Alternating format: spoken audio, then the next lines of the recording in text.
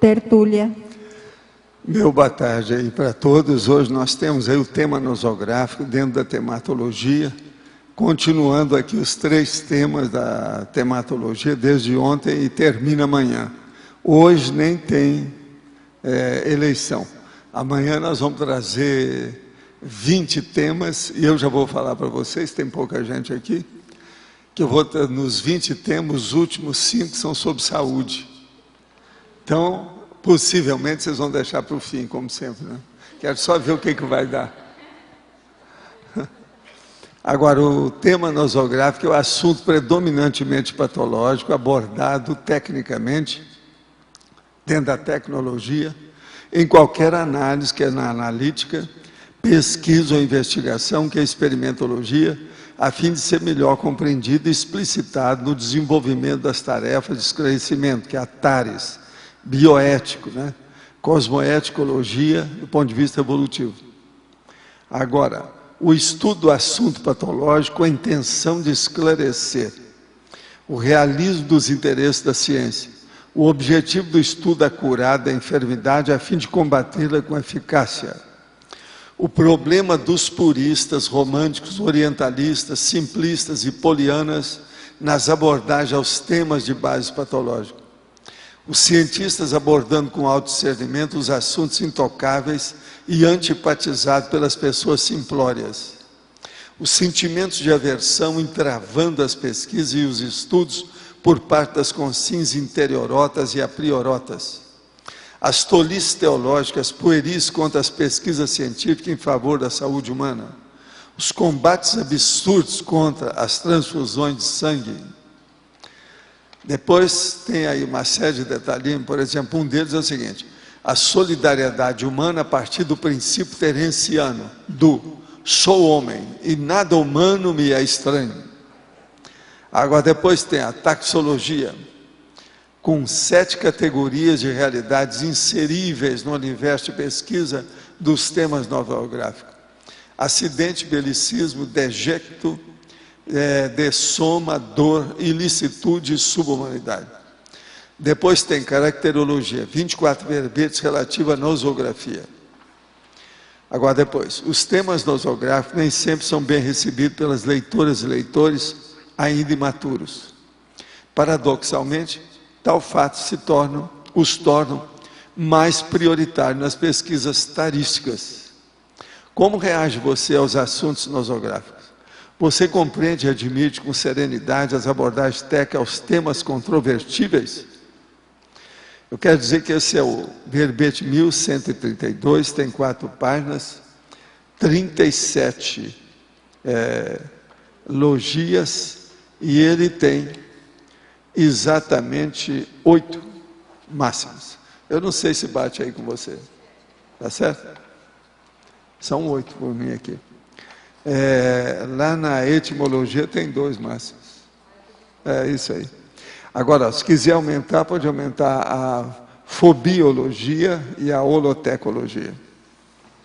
Agora aqui, umas perguntas, uma pergunta aqui. Qual um método prático para a pessoa saber se tem condições de bancar suas atividades? A melhor coisa que tem é o seguinte: veja o que você já fez e os resultados. Se os resultados foram bons, você pode confiar naquilo que você está fazendo. Agora, na área, precisa de ver. Se a pessoa está começando, ela tem que começar e ver o que fez para ver o resultado. Isso não tem muito milagre, nem o maná dos céus que cai do céu. Não existe isso. O caso é a pessoa fazer esforço mesmo. É o que eu chamo de autoesforço, que é a base de tudo. Agora, eu quero dizer para uma pessoa que é lá de um local chamado Capim Macio, que nós estamos fazendo força aqui no trabalho. Vamos ajudar isso aí, o que a gente for possível, colocar na TENEPS. Capim Macio, vamos amaciar mais esse capim. Agora, gente, aqui tem umas perguntas que não saíram aqui nos dias, muito antiga. Tem 2 que eu quero responder aqui hoje. Uma delas é o seguinte: Tem uma frase que colocaram minha, que eles mandaram aqui, que estão nos blogs e de um monte de gente, que eles já viram. É uma frase minha. A frase é a seguinte, eu quero falar para vocês que está na internet todo lado agora. Infelizmente, nas religiões atuais na Terra, ainda existem legiões de consciências humanas iguais às traças. 2 pontos. Conseguem devorar a enciclopédia e, mesmo assim, nada aprendem. Está na internet por todo lado. Eles me falaram aí, mandaram aqui os dados, tudo para falar. Gostaram dessa minha frase? Sai dessa. É um processo de traça, é uma coisa que nós somos especialistas, você, eu, né? Traça de biblioteca, traça de livraria. Agora aqui, sobre o processo aqui do nosso, sabe, arco voltaico. Isso aqui eu pesquei lá no meio dos outros, que isso aqui a gente não falou, no dia, então eu estou só falando. A pessoa sentiu. Relata que quando foi exteriorizadas as energias dos teletertulianos, eu percebi, tive banhos energéticos aqui em São José dos Campos. Agora tem um outro. Enquanto o senhor fazia o arco voltaico, minha nuca pulsava como se o coração estivesse ali na nuca. Espirrei forte por 2 vezes. É possível que tenha recebido assistência? É lógico. Ainda sinto um aperto na nuca. Por que tive essa reação? Por causa do assédio. Nuca significa processo de assédio. Vocês estão vendo que o negócio funciona à distância, né? Eu estou só mostrando. Eu já mostrei aí uma meia dúzia, já uns 8 por aí. Agora, ó, uma coisa que eu queria falar para os verbetógrafos, aqueles que estão fazendo verbetes aí, novos, eu queria dar uma técnica que vai funcionar para vocês, que vale a pena. A técnica é o seguinte, é com as especialidades da conscienciologia, mas vista de que modo? Você pega e olha o que você está escrevendo, ou o que você pretende escrever, qual verbete, vê qual que é o tema.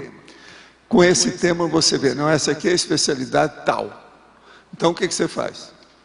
Você vai pegar nos 1000 verbetes e coloca a especialidade entre parênteses, para você ir direto nos verbetes daquela especialidade que fica debaixo é o subtítulo do título do verbete.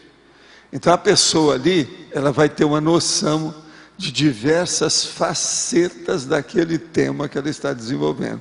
Porque ela pode às vezes encontrar aí 40, 50 verbetes que tocam no assunto. Eu estou dando a dica porque agora a enciclopédia do jeito que está, já com 1000 verbetes, está muito fácil de ampliar as abordagens. Vocês entenderam? Acho que está mais ou menos claro o que eu expliquei. Entenderam bem? Então o problema é pegar a especialidade, põe entre parênteses e dá o find, o busca, para buscar. Vocês vão dar sempre aonde é que tem. Conforme o tema, agora olha o texto daquele verbete. Vale a pena. Ajuda muito. Atualmente está muito fácil de fazer os verbetes a partir disso. Isso aí é uma mão na roda. Agora, sobre o tema nosográfico, gente, é muito importante o estudo disso aqui. Às vezes, a parte nosográfica é mais importante que a parte homeostática.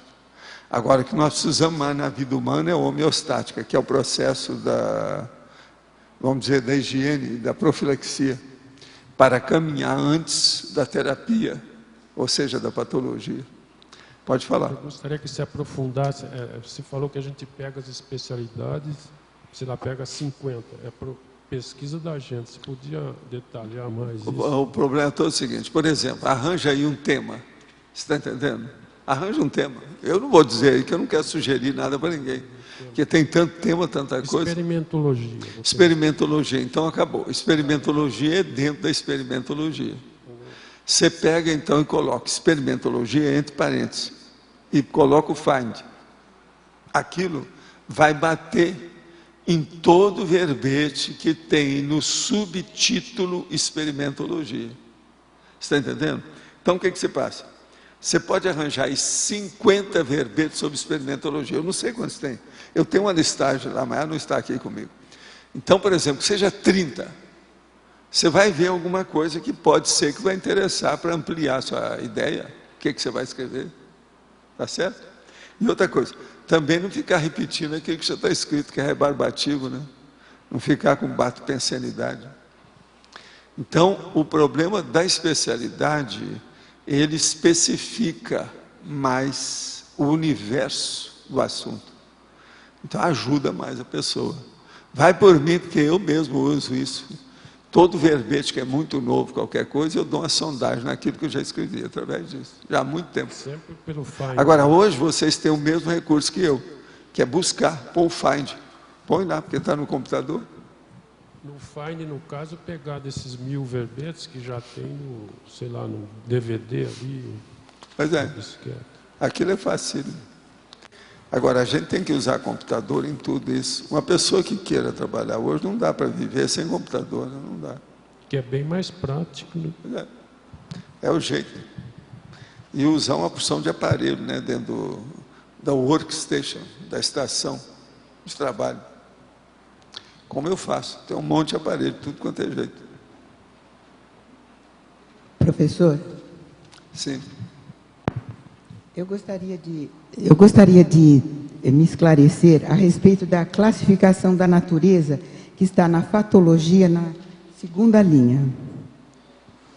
A classificação da natureza do assunto conforme a cosmoeticologia. Sim. Aqui é referente à cosmoética, né? Mas eu gostaria de saber o que pode facilitar, ajudar nessa avaliação e classificação da natureza do assunto. O que ajuda? A primeira coisa, veja, a hora que eu faço aqui o tema e falo, ele pode ser sadio ou homeostático, ele pode ser patológico ou nosográfico, ou ele pode ser indiferente, ou seja, neutro. Ele não é uma coisa nem outra, ou é as duas coisas. Agora, isso aí já especifica uma linha na sua diretriz de pesquisa. O que você quer? O que eu estou abordando aí, geralmente, isso aí traça o caminho da minha abordagem. Isso já é a classificação da natureza com base na cosmoética. Até um certo ponto. Agora, veja, esse aqui, a natureza é patológica. É então, tema nosográfico. Olha lá, ó. Tema central nosográfico. Seria a anticosmoética. Seria a anticosmoética. A anticosmoética está aí dentro. Agora, tudo que é patológico, a tendência é o ilícito, é o marginal, é o doentio, é o anticosmoético. E para qualquer... É o regressivo, não é o evolutivo, sim, é o anticosmoético. Está mais ou menos claro isso aí? Então, veja, a tematologia, quando eu ponho, é uma mão na roda, eu estou ajudando o leitor. Bobo daquele que não usar essas dicas todas que eu dou nos verbetes. Tudo tem dica. Tudo. Tudo indica uma dica. Você está entendendo o que quer dizer? E aprofunda, né? E com essa dica a gente procura dar um apostilhamento da situação para a pessoa. Né? Alguma coisa sempre, se ela souber tirar partido. Então, poderia-se dizer que a intraconscienciologia estaria também nessa natureza. Tá. Agora, a intraconscienciologia. Você pode estudar a sadia, a patológica e a neutra. Seria tudo você pode estudar de algum tema desse aí. Certo. Agora, é muito fácil. Qualquer coisa, você põe o Find no computador, que você vai ver nos 1000 verbetes qual que é o tema que você está procurando. Com o computador e a busca, o Find, tudo é fácil no computador, melhora demais. Isso aí é daqueles recursos que eu pedi para alguém inventar há muito tempo. Que era muito difícil na época da datilografia. Né? Dá a cosmos. Tem umas coisas que inventaram só para mim, né? Você sabe, né? O Find foi só para mim, a cópia foi só para mim, a impressora foi só para mim. Um monte de condições dessas. Então, isso tudo foi só para mim. Eu sou um cara super egoísta. Eu joguei energia nisso tudo para aparecer o mais depressa possível. A sua base evolutiva está nisso, né? Agora, tem um amigo meu que falou assim, Rob, você fala que você estava esperando a gente, não é nada. Você estava esperando que as coisas melhorassem, você trabalhar com açúcar, tudo de bobs. Eu falei assim, ô miserável, isso aí eu tenho que te xingar, não tem jeito. Você está inventando a moda. Agora, veja, aí eu viro para ele no fim e falo, Mas eu tinha que esperar vocês para inventar todos esses aparelhos que eu precisava, porque eu sou burro. Aí melhorou a minha situação, um pouco. Está entendendo? Aí melhorou alguma coisa. E a gente apanhou um bocado para poder, no início, quando a gente começou a falar de informática contigo, você falou, esse negócio não presta, lembra? Foi, não, porque era muita besteira. Veja bem o computador. Os caras foram fazer nas nossas empresas, tudo dava prejuízo. Você falou isso. Foram alguns anos. A hora que nós colocamos o computador lá, era o tamanho dessa mesa. É verdade. O primeiro que a gente colocou que deu certo. Que não dava prejuízo. Até amassar agora, demorou, da né? história, os formulários contínuos, aquela coisa toda, eles faziam e não batia. Sempre gastava mais. E outra coisa, a gente tinha que dispensar muita gente. Então eu falei assim, não vale a pena. Isso vai contra a vida de muita gente. Enquanto não tiver uma vantagem muito grande, não vale a pena. Porque a gente poderia colocar o computador, é o que eu falava com eles. E em vez de dispensar o povo, nós relocamos a pessoa no trabalho para ampliar, através do computador, o trabalho. Era esse que era o meu trabalho. Esse é o objetivo. Você veja, o negócio nosso é muito bem feito. Claro. Agora, foram mais ou menos umas 8 firmas, desde o formulário contínuo. Assim, nós topamos qualquer coisa, desde que você mostre por A mais B, que nós não vamos gastar com frioleiras. O que é frioleiras? Melhorar a nota fiscal. Isso era uma deles. Eu falei assim, isso é besteira, nós não precisamos disso. Agora, com o tempo, o negócio deu certo. Mas aí eu falei assim, que pena, um trubufu desse tamanho nos ajuda aqui, mas não me ajuda em nada do que eu quero. Meu negócio é a máquina de escrever. Quando é que esse troço vai virar uma máquina de escrever que presta? Quero escrever muita coisa. Veja, até hoje eu ainda não posso, né? Ainda não tenho. Você está vendo? O Arthur está lá com esse negócio do servidor, com 8 CPUs, e eles não arranjaram uma saída para o negócio bater. Coloca, o negócio só funciona com 1. Não passa para os 8. Nós vamos chegar lá. Uma hora, se você encontrar com ele, às vezes você tem alguma ideia para a gente ver como é que faz uma abordagem melhor ali. Porque lá tem um gráfico. Aparece os 8 computadores. Só pega um. Não tem jeito de passar para os outros, de modo algum. Mantendo os nossos arquivos, você está entendendo? Claro. Agora, meus arquivos são... Aí é que é o X também, né? Agora, nós estamos trabalhando com 4.700 e tantas páginas atualmente. O arquivo maior. Sim. Agora, arquivo de 1000 tem vários, né? Então, outra coisa. Enciclopédia é isso, né? Enciclopédia é isso. Nós não estamos escrevendo um bilhetinho, um torpedo para a moça no bar. O negócio tem texto, como é que faz? É um senhor problema.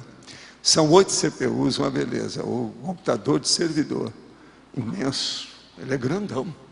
Você veja bem, se arranjar gabinete hoje grande, é porque o negócio são vários, não só. Porque está tudo diminuído, né? Tudo diminuiu. Mas esse é grandão, preto, enorme. Agora, uma hora que você encontrar com ele, você toca nesse assunto, que às vezes você vai ter uma ideia. Ele está perguntando para todo mundo para ver se acha uma saída. Às vezes eles têm uma ideia, vão lá, vão analisar o negócio, não funciona. Tem um monte dessa assim, porque tem que conjugar com os arquivos que nós temos, né? Windows, esse negócio todo, porque senão não funciona. Porque o negócio nosso não adianta algoritmo, não adianta isso, não adianta ilustração, não adianta nada. O processo é estabelecer a ideia, né? No máximo que a gente quer é fazer umas colunas, uma tabela, coisa à toa. Não é coisa sofisticada. Mas agora o problema é não dar tilt demais. Claro. O nosso está muito tilt, são extensos. E outra coisa, demora, né? Você sabe, demorou 10 segundos para mim, já é uma loucura, eu acho. Eu sou um cara viciado em computador. Você também não é? Você também não é? 10 segundos? É uma vida. Bolas, isso é uma antiguidade. E lá com esse negócio ele fica mais lento em certas coisas.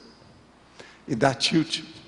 Dá muito tiltzinho, pequenininho. Você tem que estar sabendo o que você faz. Aonde você bate, como é que é. É um problema a digitação. Tem que saber mexer. Agora, é o máximo, né? Você tem que ter paciência, você vai. Do 1 a 4.522. Vai direitinho, então, você acerta.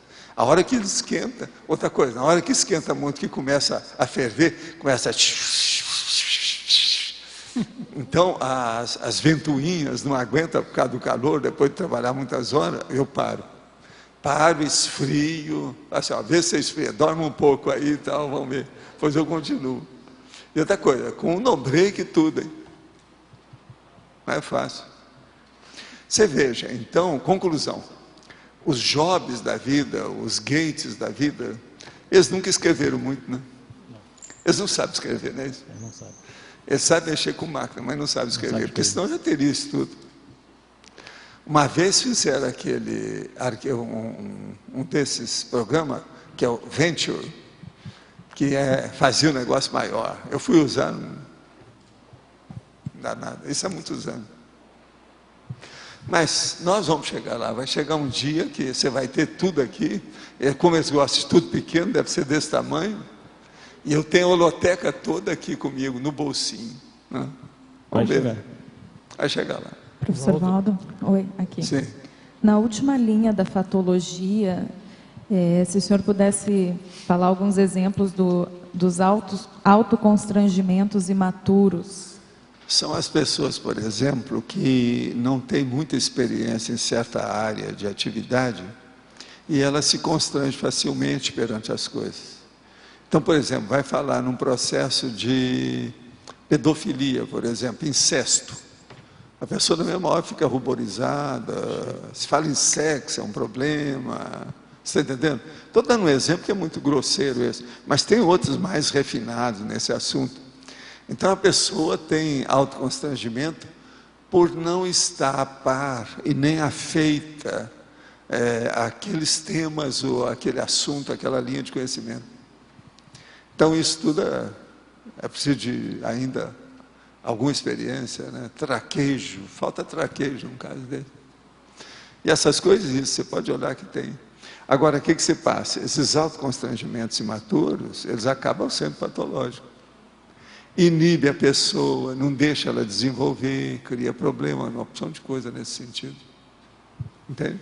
Nesse sentido, ali na questionologia, os temas, ao final, né, os temas controvertíveis. Isso significa que pode ter esses temas nosográficos, eles podem ter uma inversão aí para outra classificação. Mas olha, a maioria dos temas controvertíveis, às vezes, tem coisa nosográfica. A maioria deles. Quando um assunto é muito pacífico, é porque não tem muita coisa para levantar a poeira. Ele é mais tranquilinho. É aquilo que a gente fala, é poliânico. Ele é tranquilão. Agora, o controvertível, às vezes, mexe com o problema dos valores das pessoas. Então, ela tem a priorismose, ela vai defender aquele ponto de vista, porque aquilo está abalando, está levantando a poeira para ela. E outra coisa, além da poeira, tem uma coisa mais séria, que está tirando o tapete dela. Ela se sente insegura. Aí vem o processo do controvertível. E, às vezes, também o modo de abordagem pode ser patológico, pode ser nosográfico. Então a gente tem que estudar muito isso. Agora o que eu vejo é o seguinte: assunto para levar a evolução adiante, ou seja, a locomotiva dos temas novos de reciclagem e tudo mais, a maioria tem que ser controvertido. Não tem jeito de você sair disso. Se você vai falar o rebarbativo, aquilo que está todo mundo sabendo, você está perdendo seu tempo. Está tirando pelos aos porcos, falando no vazio, ou fazendo discurso no deserto. Isso não adianta nada. O problema, às vezes, tem que criar problema. É justamente o diferente que gera impacto e que faz a gente repensar, né? Aquilo que o problema é o ornitorrinco. Todo dia você tem que... Não é matar um leão, é matar um ornitorrinco, não é isso? Ou pelo menos fazer a dissecção do ornitorrinco diariamente. Os caras falam, né, que quando a indústria, o comércio está difícil, não, todo dia eu tenho que matar um leão. Então você pode falar, não, todo dia eu faço a dissecção do ornitorrinco. Ela acabou de morrer, a gente vai lá para fazer, sabe? Então é aquela dona da televisão, eu defendo a minha vinda abrindo mortos. Vocês já viram o negócio dela? Ela é violenta. A dona tem um charme, é uma das mais charmosas. Ela não é bonita, mas ela tem pose, é vistosa. Agora, o que se passa? Eu sobrevivo abrindo os mortos. Essa é terrível. Que é o IML. Eu não sei que programa é esse. O nome dela lá, como é que é lá? Ela tem uns nomes engraçados. Garçom, aqueles negócios. Agora, a dona é fora de série. Você quer ver isso aí? Olha, o canal 57, 8 da noite. Hoje é quinta, hoje tem. É o canal do Monk, mano. Não é isso? É do Monk. É depois do Monk. Mas o 57 é do Monk. Pois é, não, esse aí é depois do Monk, essa dona. Agora, veja, eles são mais ou menos a mesma coisa. Sempre é mais ou menos do mesmo jeito. Agora, eu sempre quis ver isso aí, porque todo negócio que fala em ML, eu gosto de ver por causa dos cadáveres, entende como é que é? Para ver se tem alguma novidade nisso, que eu estudei essas coisas demais. Agora, eu quero saber se tem alguma coisa, hoje já tem. Esse filme lá mesmo, essa série, eu vi em alguns dos episódios que falam de coisa mais avançada, que eles estão vendo, como é que faz a pesquisa bioquímica do assunto, aquele negócio de iluminação também que eles fazem, que você vai ver pela iluminação o que tinha no lugar que não tem mais, aquilo é muito bom. Hoje em dia já dá.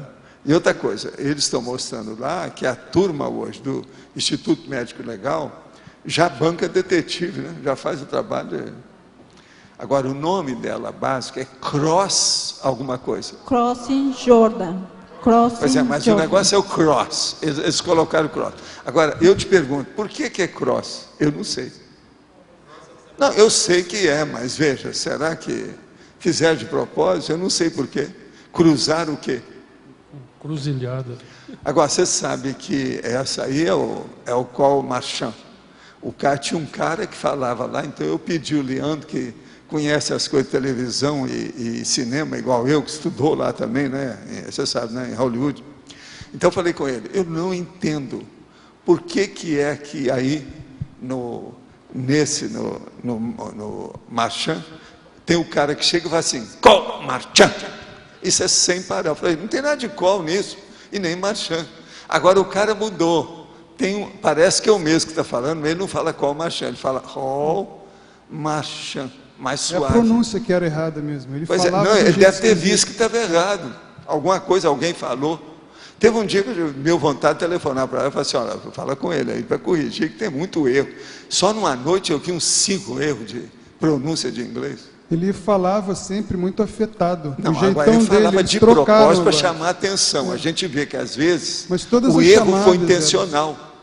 Agora ele mudou. Programas, ele já não está mais com call, não. Ele está falando hall, e outra, Marchand, mais suave. Não está, Marchand, não está aqui mais.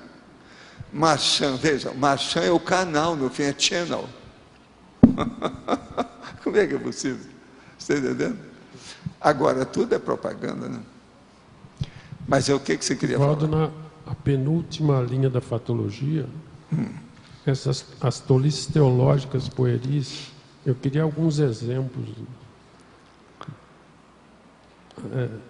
Penúltima linha, as tolices teológicas. As tolices teológicas pueris contra as pesquisas científicas em favor da saúde humana.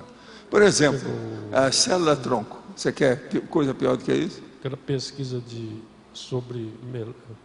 qualquer coisa, é um monte de coisa. Sempre mexeu nisso aí, a religião quer falar que ela é que manda. Então começa a travar tudo que tem, que é a maior besteira. Olha o processo de aborto, até hoje não conseguiram resolver nada disso. Nos meus 15 anos falando de sexo somático, o assunto mais brabo que havia era aborto. Dos 99 que eu estudei. Eu marcava isso tudo para ver como é que era. Qualquer pesquisa científica, porque desde o começo da revolução científica lá, né? Sempre houve briga. Aí a igreja era contra quase tudo. A igreja sempre dominou demais, que ela pega o ponto fraco de todo mundo. E botou gente na Inquisição por causa de ciência. Agora ela continua. Agora, olha, hoje eu acho que isso aí nunca mais vai ser igual. essa turma que está trabalhando aí, os ateus estão fazendo um belo trabalho nesse assunto. Eu acho que eles vieram para ajudar a gente. Os ateus, os materialistas, esse povo todo. Muito bom esse povo. Eles estão falando agora com outra abordagem, porque o problema todo é combater os processos bobos do psicossoma com o mental soma. Antigamente eles combatiam o psicossoma com o psicossoma, isso não dá certo. Emoção com emoção, isso é apenas um processo de show, não vale, né? Agora não, eles estão começando a ponderar, tem lógica, tem racionalidade, baseado em fatos. O processo contra a ciência desde a época de Galileu, e eles eram contra porque isso aí foi desvendando as bobagens da igreja.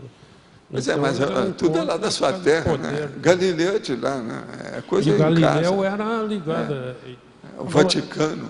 A ciência moderna nasceu... Agora, a pior coisa que foi a hora que eles fizeram o Estado do Vaticano. A Itália começou a piorar mais, foi depois disso, agora, recentemente.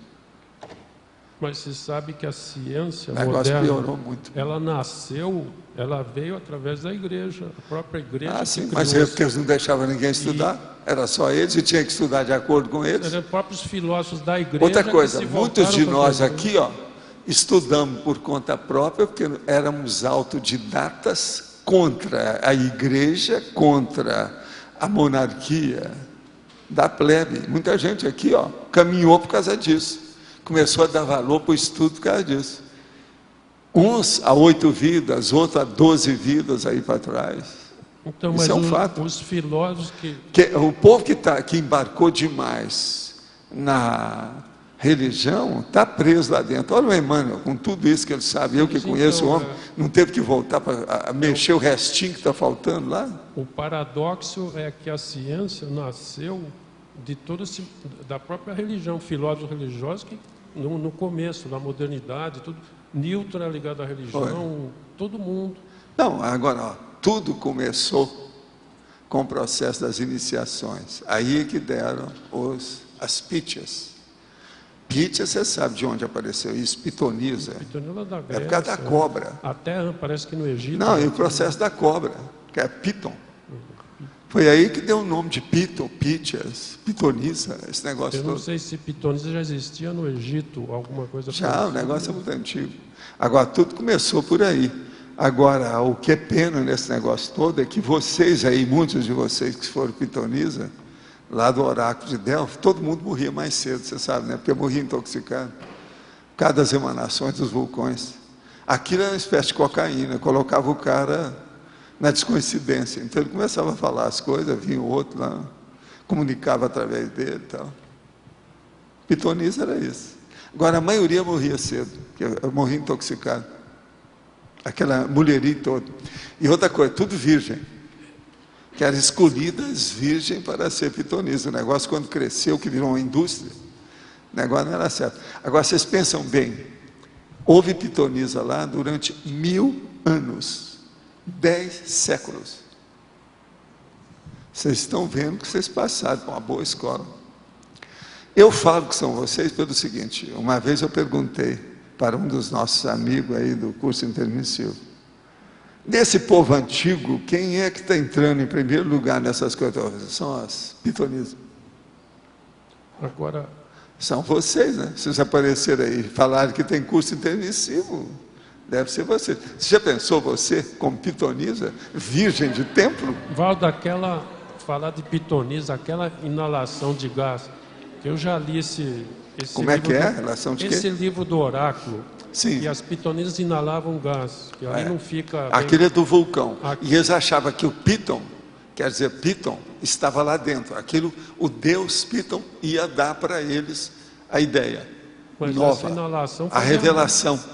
Devia fazer mal para a saúde. Pois é isso que eu estou falando, todas morriam mais cedo. Professor, que aquele gás ia intoxicar todo mundo. Ontem tinha uma cobra, eu estava subindo aqui no caminho da lógica, ontem, na terça-feira. Sim. E tinha uma cobra pequenininha caminhando ali no passeio da lógica. Sei, mas isso não é nada. Eu fui descer aí, tinha uma de mais ou menos 1,5 metro verde. uma beleza. Agora, o negócio era tão comprido, eu falei assim, "Ih, esqueceram a mangueira, está atravessando aqui." Quando eu ia pegar, que eu vi, opa, não é. Que era uma mangueira pura, verde, dessas que tem por aí. Aquilo bonito. Aí eu cheguei lá, e ela saiu, espantou comigo, caiu, saiu fora. Isso no caminho da lógica. Ela estava a metade do caminho da lógica, na hora que eu estava passando, de manhãzinha. Aí eu cheguei lá, o Roberto estava lá, o Roberto Almeida. Falei assim, Roberto, vai lá em cima que está mais ou menos assim, às vezes você ainda vê a cobra. Ele chegou, mas não viu mais, ela sumiu, ela não apareceu mais. Ela deve ter 1,5 m e é verde. Tem umas cobras dessas que são até, essa não é braba, ela é suave, entende? Pode ser das caninanas da vida, a gente não sabe, né? Tem as caninanas, né? Pois é, ela é boa, mas agora, veja, essa é uma mangueira, né? Mangueira verde. Uma mangueira, né? Você quer falar, chefa? Faz favor. Você começou a falar de pitch aí, eu queria mudar de assunto e inventar uma pergunta aqui. Pode falar. Não, aqui não cobra, eu não estou cobrando nada para os atravessadores de temas. Isso é normal, faz parte, isso é para dar força aqui, ó. Dar molho. Genética e paragenética. Sim. Você outro dia disse assim, a gente pode vir com uma determinada genética, mas quando a gente consegue fazer com que a paragenética atue antes, ela consegue sobrepor a genética. Antes. É antes, durante e continua. Isso, para ela poder prevalecer sobre a genética e a gente não sucumbir. Sim, e você mantém. Aí depois você fixa seu corpo. Quando você fixa a coisa, então, pacifica. Agora, olha só, e o oposto também é verdadeiro, porque em determinado momento da nossa evolução, a gente precisou a hora que você chega na genética. meia-idade para cima, ou na terceira idade, às vezes, se não houve uma preparação muito grande daquilo que você fez com o corpo, você começa a pegar as doenças do seu pai e de sua mãe. Aquilo que não estava no... Até aquele momento não tinha se manifestado nada. Aquilo vem. Então aquilo está ali, ó. Está a brasa debaixo das cinzas. Se não tiver cuidado, aquilo brota. Essas coisas tem. Mas agora veja, existem determinadas doenças, que é bobagem a gente estar falando esse negócio de genética, paragenética, porque ela atua em todo mundo. Câncer, diabetes, hoje, são um troço que é besteira. Eu já falei com vários colegas meus, eu falei assim, ó, esse negócio da anamnese tem umas coisas que estão começando a ficar furadas. Não adianta fazer uma anamnese para perguntar se a pessoa teve vida na família, porque tendo ou não tendo, está pegando em todo mundo, bobagem isso. Entendeu? Existem essas coisas. Agora, olha só, e o oposto também é verdadeiro. Se a pessoa ela vem com uma genética boa e uma paragenética ruim, então ela começa a melhorar devido à genética. A genética começou a melhorar. Sim, mas veja, é a paragenética que predomina sempre. É o que manda. Particularmente, individualmente em você, é a paragenética. A genética pega no grupo. Agora, a paragenética é individual. Se você não pegar por aí, você não aborda corretamente, sempre vai dar problema. Agora, aí é que vai dar a lógica da coisa e mostrar os fatos e parafatos. Então, veja, o que manda mesmo é a sua paragenética. Se a paragenética não mandasse, o serenão não ia caminhar nunca, nenhum de nós ia evoluir. Não ia dar certo. Então, você já tem que trazer uma coisa superior à sua mãe. Esse aqui é o ideal. Eu desejo isso para todo mundo aqui. Então estou tranquila. Entende? Tudo superior à mamãe. A fitir mamã. Aqui ó, em francês é fitir mamã, né? A mãe futura, né? Professor, dentro fitir dessa... mamã. Que eles falam, mas em português eles gostam de falar. Lá é fitir mesmo. O que é? Aqui.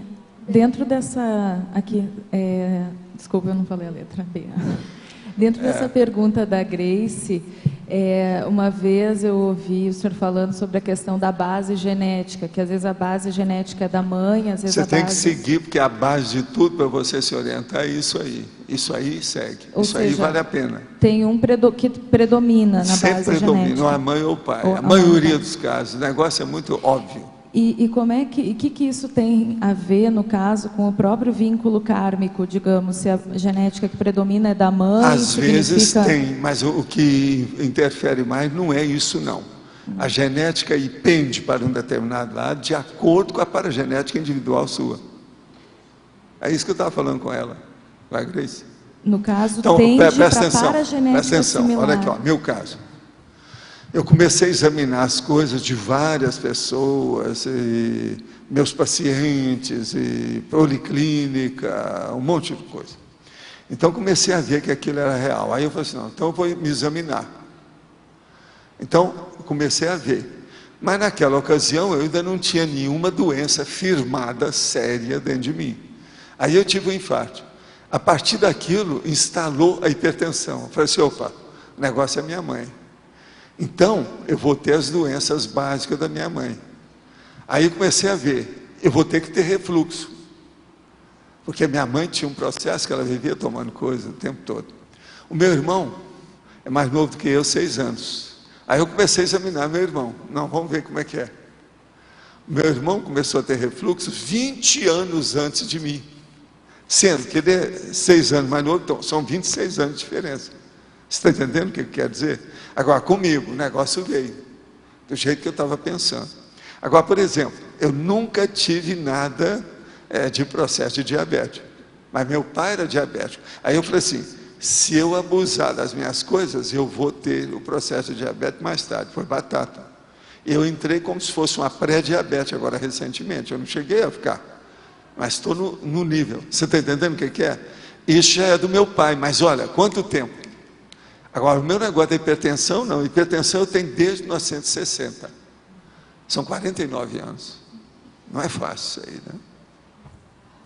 Alô, a base genética, no caso, era da sua mãe. A sua base genética. Não há dúvida que é. Básica. E outra coisa, foi isso que matou minha mãe, né? Com o passar do tempo, as coisas. O colesterol dela estava a 350 na ocasião, a gente fazia tudo para melhorar e não dava nada. Mas então a sua paragenética não foi... Grace. Então a sua paragenética não sobrepujou a genética? Ela sobrepujou numa opção de coisa. Tinha muito mais coisa que a minha mãe tinha. Uma delas, muito séria, ela tinha uma tendência para a arte que era uma loucura. Eu não, eu sustei o problema da arte desde pequeno. Se não fosse a minha paragenética. Eu estava aí, seria um cantor, devia estar tocando flauta ou violino. Tinha um monte de coisa. Não, eu devia estar compondo uma sinfonia. Que eu sempre achava que é a sinfonia que manda, né? Professor. Ainda essa semana eu tive que falar com uma pessoa para ver a 7ª Sinfonia de Beethoven. Assim, olha isso aí que você vai entender. Foi um compositor que estava aqui conosco essa semana. Vocês não chegaram a ver. Ele esteve aqui no Arco Voltaico comigo. Depois nós conversamos lá embaixo. Ele é compositor. Agora, ele é compositor, estuda muito. Ele não é bobo. E no caso do macrosoma, ele é definido no curso intermissivo. No caso que a consciência que vai ressomar, ela vai ter um macrosoma, é isso? Como assim? Eu não estou entendendo, eu não entendi a sua pergunta. No próprio curso intermissivo, no planejamento, já dá para ver se a consciência que vai ressomar tem condições, no caso de ter um macrosoma. Não, não é só que tem condições. Se o trabalho dela merece exige algum macete melhor para a situação no corpo. Agora, isso, às vezes, não é diretamente nem na genética, nem na paragenética. É uma coisa extra. É isso que eu queria entender. É outra condição, porque isso aí depende do que a pessoa está fazendo. Por exemplo, eu desconfiei que no meu caso tem um processo de para-regeneração. Que o meu caso é muito sério. Agora veja, a para-regeneração é o contrário da diabetes. Você entendeu? É muito esquisito isso. Agora, é para-regeneração pelo seguinte, o processo do meu acidente, aquele negócio de eu tirar de letra aquilo, mesmo depois de um coma de uma semana, foi muito esquisito. Os médicos, ninguém entendeu nada daquilo, o professor da universidade, você sabe, eu tinha uma junta de médicos, eu era uma firma, aquilo foi um acidente de trabalho, e eles colocaram tudo, que eu era da gerência, eu representava a instituição na Bolsa de Valores, você está entendendo? Procurador. Então, como é que é? Então, tinha catedrático, professor, gente, todo mundo olhando. Ninguém entendeu nada que eu fiz. Queriam me levar para eu servir de cobaia lá. E eu dei conta neles, porque eles queriam abrir minha cabeça. Agora, que nem essa regeneração, ela ocorreria por um código já genético do macrossoma ou por uma Pra energia mim, na hora? entra tudo o problema através da paragenética da pessoa. Agora, mexe no holossoma. Mas a paragenética é que predomina em tudo. A paragenética é a primeira mãe de todo mundo. A segunda é a mãe natural. Vê se me entende. Se você entender isso, uma vez eu tive que explicar uma pessoa, foi o único jeito dela entender, foi isso. Não, você tem uma mãe básica, é a sua paragenética. É mãe de todos os corpos que você tem em todas as vidas. Agora, em segundo, vem aquela mãe postiça do momento, para aquele corpo que você está arranjando, entende? Aí você vai entender tudo. E em relação assim, vamos supor, a filha veio com uma paragenética complicada e a mãe menos complicada, mais saudável, né? Como é que fica essa... Porque a pessoa já tem, ela se já vem, a mãe às vezes já ajudou. Se a mãe fosse pior do que a filha, você já pensou o que não ia sair na filha, ia piorar mais ainda. O problema todo é esse, a mãe, ela tem jogo de mando dentro do processo da genética. Pensa nisso. Eu, por exemplo, eu fui favorecido pela minha mãe demais. Agora, não fui pela circunstância do meu nascimento. O negócio dos pais estar separados, aquela coisa toda, eu ser tirado com turquês, você está entendendo esse negócio? Não. Outra coisa, eu tive pneumonia dupla logo em seguida, não havia leite, foi preciso arranjar uma ama de leite para mim. Essa ama de leite talvez tenha sido uma terceira mãe minha. Primeiro foi a paragenética com o macrossoma. Segunda, minha mãe, propriamente dita. E terceira, a dona Yaya. Você está entendendo? Sr. Valdo, os fatores genéticos, eles sempre são mais favorecidos pela mãe ou o pai? A genética? Isso. Fator genético. Depende. Porque às vezes tem filho Tem homem... pai que às vezes é muito forte. Você está entendendo? Dentro do processo. Então o espermatozoide é que manda. O óvulo foi para o escanteio. Então não tem uma regra geral. Mas isso é raro. Uma boa parte, a mãe, o óvulo funciona mais. Eu estou falando do ponto de vista de evolução. Eu não estou falando apenas da parte bioquímica da coisa, não. Mas os casos que a gente vê de evolução aqui do problema da série X, a serialidade das vidas, isso aí é um fato. Mãe é uma coisa muito séria. Se a gente vai fazer uma classificação pessoal do que herdou do pai e da mãe, o que a gente vai levar em conta? Veja a primeira coisa, vê tudo de cada um, todas as doenças, faz a anamnese, a semiologia, e vê o que bate com você. Não, a minha tendência é para isso, Você vai ver no fim que você tem tendência mais para um, bem evidente, bem claro. E as características do soma também, às vezes uma miologia mais resistente, alguma coisa assim? Isso também varia, porque às vezes o macrossoma muda tudo. É o caso da moça que tem vários irmãos e várias irmãs, e ela nasceu com um turgor mais forte, a carnadura dura, as outras não têm. E quando isso é uma característica da família? Quando é característica, todo mundo tem que nascer daquele jeito. Se alguém não nasceu pior, precisa ver por quê. Que acidente que houve, se é uma coisa no fim, se da prole dos últimos que apareceram, então é dos últimos filhotes a nascer, aquilo já está fraco, a fábrica já está falindo, você está entendendo? Já está para fechar. Então, o último restolho. Entende? Agora a gente aqui pergunta, qual a sua opinião sobre numerologia? Vale a pena estudar ou é besteira?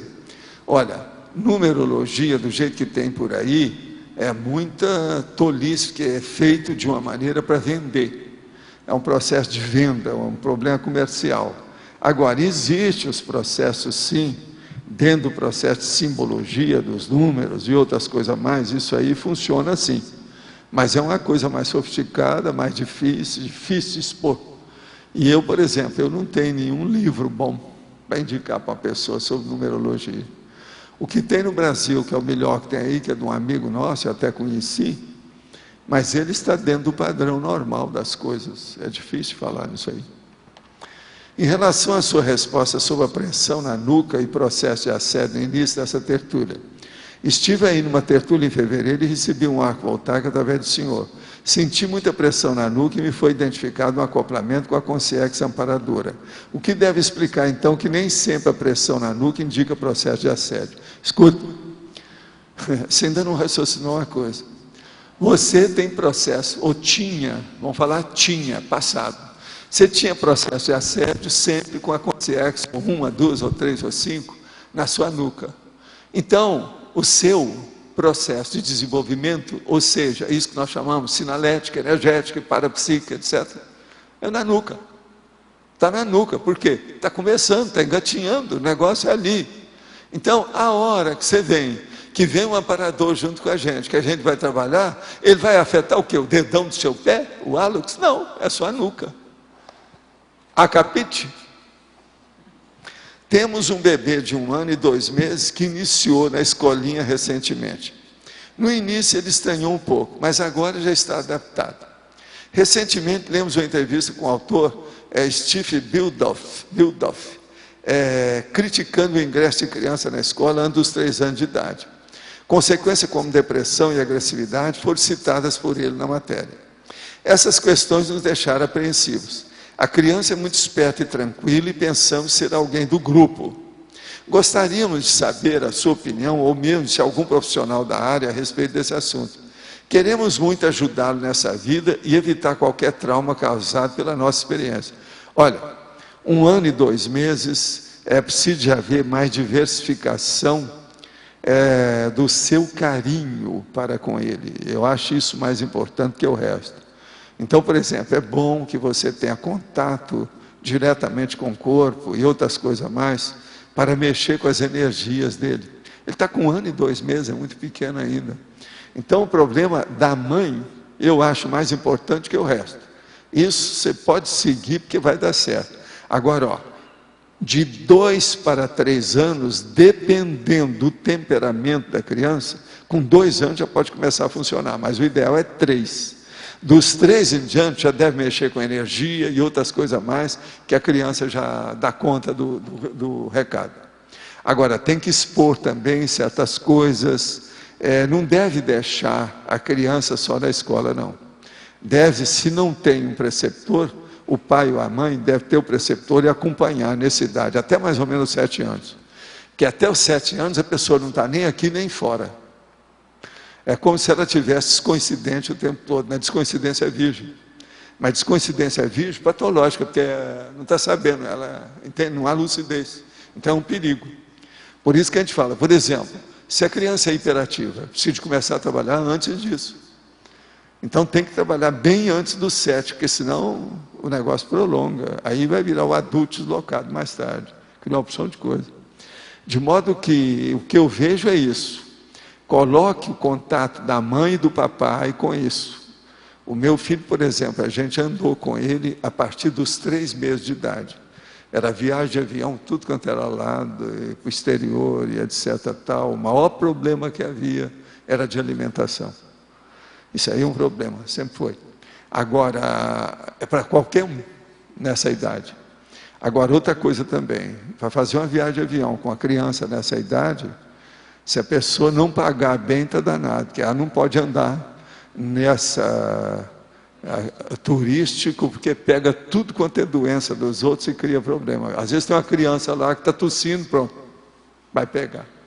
Então é um problema. Eu, quando fazia isso, eu gastei uma nota, porque tinha que andar tudo escolhendo o avião, primeira classe, não sei como é que é, entende? Horários que não tinha muita gente, tudo para defender a criança. Agora, eu comecei a andar com ele de avião com 3 meses de idade. Não é fácil, eu sei que não é. Agora, a gente não recomenda isso, não. O ideal é ficar, mas é que eu não podia, fazia muita pesquisa, tinha empresa, tinha opção de coisa, não dava. Agora, nesse caso, com 1 ano e 2 meses, olha bem. Uma outra coisa, se a criança não está se dando bem lá, tira logo, muda isso, não fica lá. Nas terturas, o senhor vem falando sobre a terapêutica dos verbetes. Identifiquei em 3 dias corridos de tertúlia o encadeamento terapêutico dos seguintes verbetes: análise egológica, nosográfica, paradoxo de autorreflexão, neutro, retrospectiva autodesaceradora, homeostático, nos quais identifiquei, respectivamente, a patologia, a autoprofilaxia, a condição ideal a ser alcançada, o sonho dourado. Escuta, a primeira coisa, eu não tenho nada que ver com esse negócio, porque isso foi feito pela turma que escolheu na eleição, tá certo? Então isso aí encadeou pela circunstância, o povo é que escolheu. Além da remissiologia relativa aos 3 verbetes, o senhor pode me passar mais alguma orientação nesta autopesquisa desassediadora e profilática? Sim. Na remissiologia, você pega as outras remissiologias com a outra remissiologia, com a outra remissiologia, com a outra remissiologia, com a outra remissiologia. É lógico.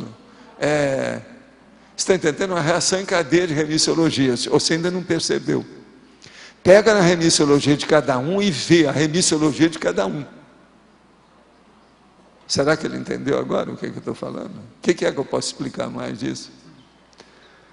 Cada verbete tem a remissiologia. Vai olhando a reação em cadeia dos verbetes que você examinar através da remissiologia, que você vai ver outros. Aquilo tudo tem relação. Agora, você está estudando autoprofilaxia e patologia. Então, pega aquilo que eu falei aqui no início da tertúlia, o seguinte, coloca entre parênteses, alguma coisa, por exemplo, nosologia, parapatologia, entre parênteses, você vai ver um monte de verbete sobre o assunto, na hora. Em sindromologia, a síndrome da insegurança. Poderia ampliar sobre o tema síndrome da insegurança? A síndrome da insegurança é o seguinte, é a pessoa que não tem segurança em nada do que ela faz. Então, ela quase sempre se vitimiza, ela às vezes se acovarda, ela é tímida, ela tem dificuldade de estabelecer um diálogo assim, tipo coloquialismo mais avançado, ela tem algum problema de falar em público, enfim, ela é insegura. Outra coisa, ela vai nos lugares, ela tem medo de ser assaltada, ela não sai em certas horas, certas ruas, certas coisas, não vai a certos lugares, enfim, ela começa a ter uma vida mais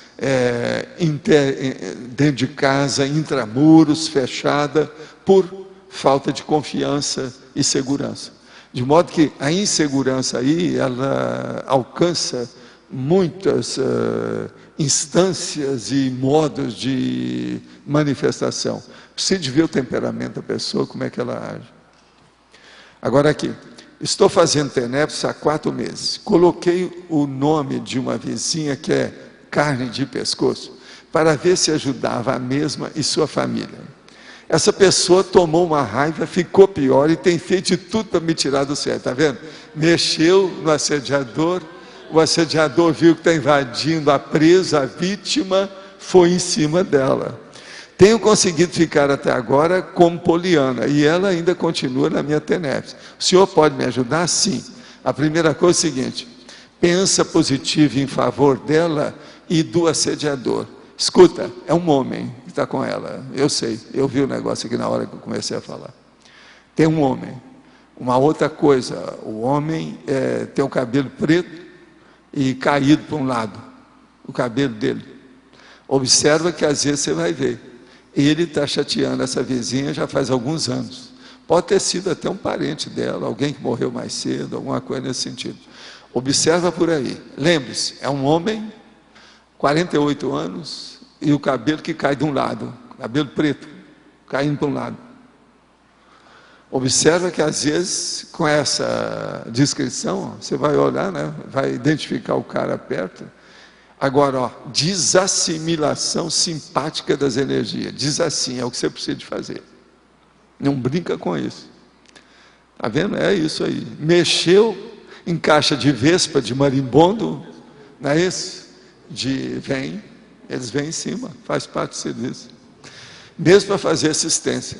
Vocês veem que assistência precisa de assistência. Agora, essa pessoa aí, a nossa amiga, ela tem assistência, ela vai receber assistência disso aí, ela vai esperar isso tudo. Agora, deve ficar com o nome na TENEPS, deve fazer, olhar com calma. Professor, queria voltar à paragenética. O senhor colocou aqui que a primeira mãe é a paragenética. Digamos assim, ela então vai ser a matriz inicial, a incubadora, né, a geradora de todos os demais somas que irão à genética posterior. A cada soma que é melhorado, há uma troca lá na raiz inicial? Melhoria de... Não, a cada soma, a mãe muda tudo. que houve atrás.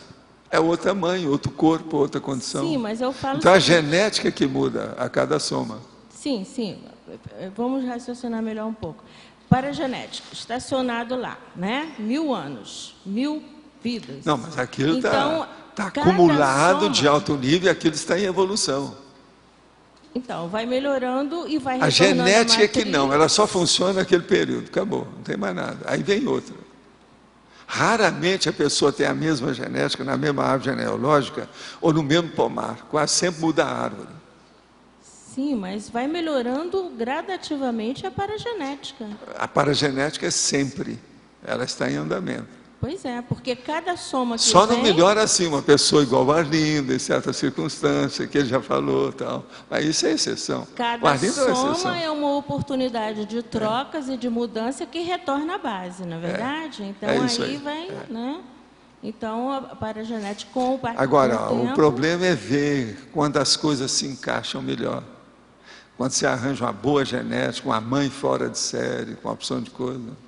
Isso ajuda demais. Outra coisa, sem incidentes ou acidentes, sem doenças grandes, max doenças, mas só mini doenças, isso é que é o ideal, né? Aí a coisa muda de figura. Agora, quase sempre, se a pessoa não tiver cuidado, nessa vida ela desperdiça tudo. Ela vai viver no dolce far niente, não é isso? Então não faz nada. Então, que é uma pena. Assim, o condutor mesmo vai ser a consciência que está atuando naquele a vontade som. da consciência e a intenção dela. A intenção. Dentro daquele momento evolutivo. É isso. Por isso que eu falo, vocês têm curso intermissivo, olha o momento evolutivo, que é dentro da sua ProEx, que é dentro da TENEPS. Para os jovens eu começo falando, que é dentro da INVEX. E por aí vai. Vamos inverter tudo nesse mundo, é a reeducaciologia. Começa pela INVEX, inversão existencial. Obrigada. É o jeito. Professor, aqui B. Eu queria entender melhor a tematologia do verbete. Por que nosográfico? É o quê? A tematologia do verbete. Aqui se fala... É nosográfico, é nosográfico, é nosográfico, é nosográfico. Mas é um tipo de classificação, não é? O quê? É um tipo de classificação, o tema central. É a tematologia. Aqui, presta atenção. Veja bem, tema nosográfico, tematologia. Agora, tematologia, tema central, nosográfico. Mas você não está classificando um tipo de... Ou seja, está classificando... Não, ele já veio naturalmente classificado. Quer dizer, o tema é esse, é a classificação. Por exemplo, o de ontem foi homeostático. O tema era homeostático. Tomorrow, quer dizer, falando a sua linguagem, manhã vai ser um neutro. O tema central vai ser neutro. É que, por exemplo, eu colocaria, na minha lógica, sempre, por isso que eu não entendo. Mas veja. Eu teria colocado, por exemplo, o tema central neutro. Não, é nosográfico, não tem nada disso. Ela é implicada com os temas. Você já viu, não é a primeira vez que ela pergunta, mas ela estuda tudo. Você entendeu agora a situação? Não, eu continuo assim. Ainda não entendeu. Ajuda aí, me ajuda aí. Professor, aqui em cima, por gentileza. Sim. Quando a gente está escrevendo a respeito de um tema, e obrigatoriamente a gente tem que falar do processo nosográfico, quais são os principais cuidados que a gente tem que ter para aquilo deslanchar e fluir numa boa? Evitar expor as pessoas dando exemplo que seja anticosmoético. Agora, você pode dar um exemplo anticosmoético desde que não coloque. Você conta o milagre, não conta o santo. Isso é uma das coisas mais sérias que tem. Porque a tendência da gente é falar, ô fulano, do jeito que eu uso o Arlindo aqui, coloco ele como J. Cristo. Cobaia. É cobaia, cobaião, né? É a cobaiagem. Mas o Arlindo, você sabe, isso aqui é de casa, é meu irmão, então a gente pode acabar com ele. Cobaia. É o problema, nós somos da mesma coça nossa. Você está entendendo? A situação é essa. É da mesma raiz, não é isso? Nós estamos enraizados pela mesma situação, então, são milho do mesmo atilho, não é isso? Também já foi cartabu. Você já viu o negócio? Pois é, aqui, milho do mesmo atilho, você sabe como é que é, né? Figura do mesmo naipe, tá certo? O problema é esse. Figura do mesmo naipe, milho do mesmo atilho. Você sabe o que é atilho, né? Então fala. O que mais? Por exemplo, se eu estou escrevendo a respeito da vontade, e o tema que eu tenho que discorrer é voliciopatia, aí, dentro desse processo, é lógico, a melhor autodefesa seria a boa intenção, o estado vibracional, mas para a gente não se enrolar e não perder muito tempo com esse processo, qual é o foco, o megafoco que a gente tem que ter para passar pelo tema, discorrer o tema e ser assertivo? O problema é você pegar na psiquiatria, por exemplo, todos os casos de alteração da vontade. Tudo que tem transtorno da vontade. Os processos de humor tem muita coisa disso.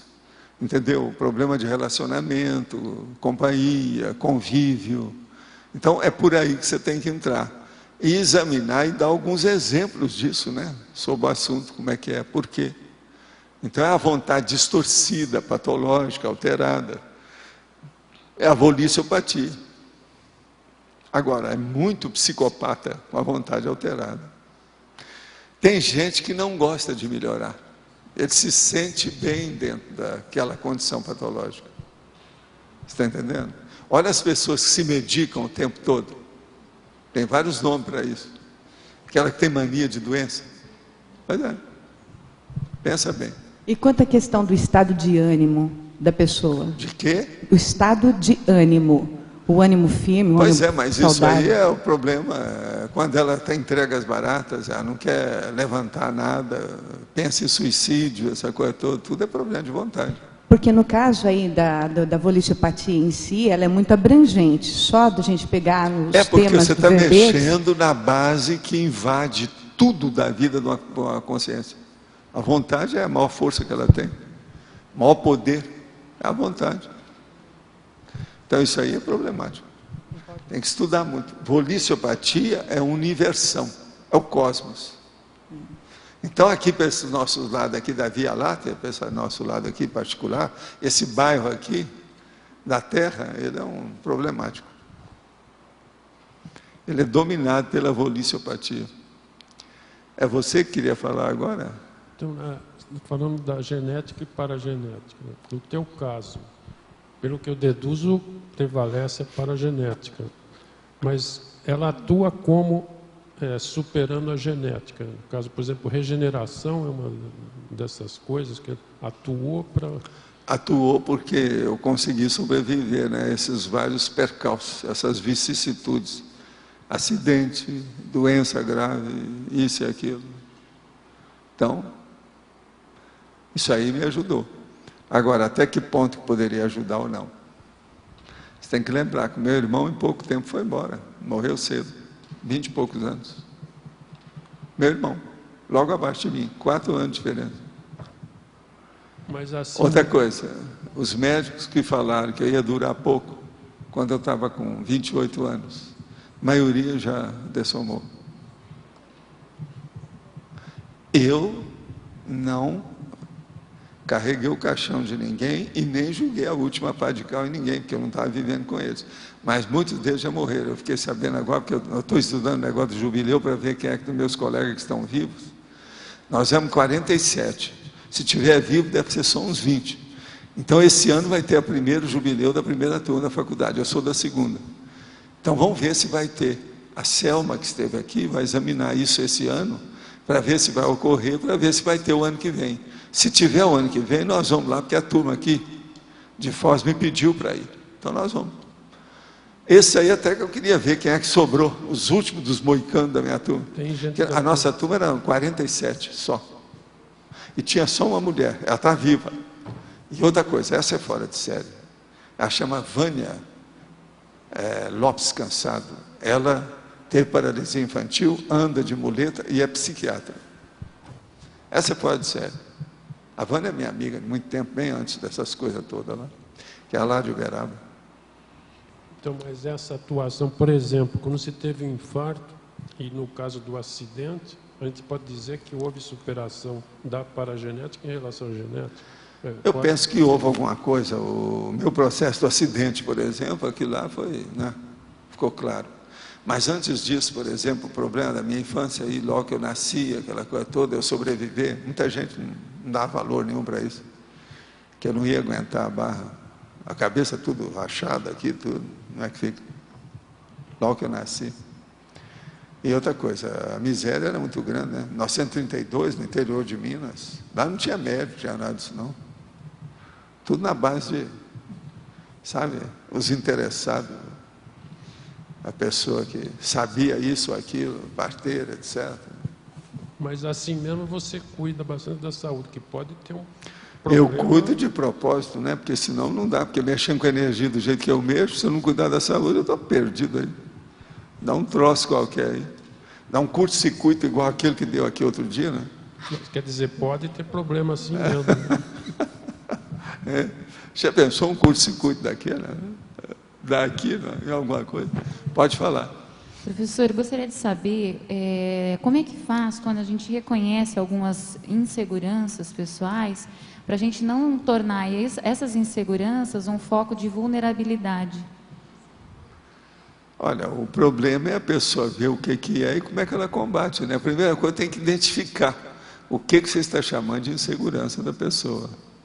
Tem que identificar aquilo e ver como é que você combate. Isso aí, sem o diagnóstico, não resolve nada. Tem que saber o quê, para ver como é que você anda. Agora, o problema é o seguinte: tudo na vida, eu já falei isso aqui várias vezes, tudo tem técnica.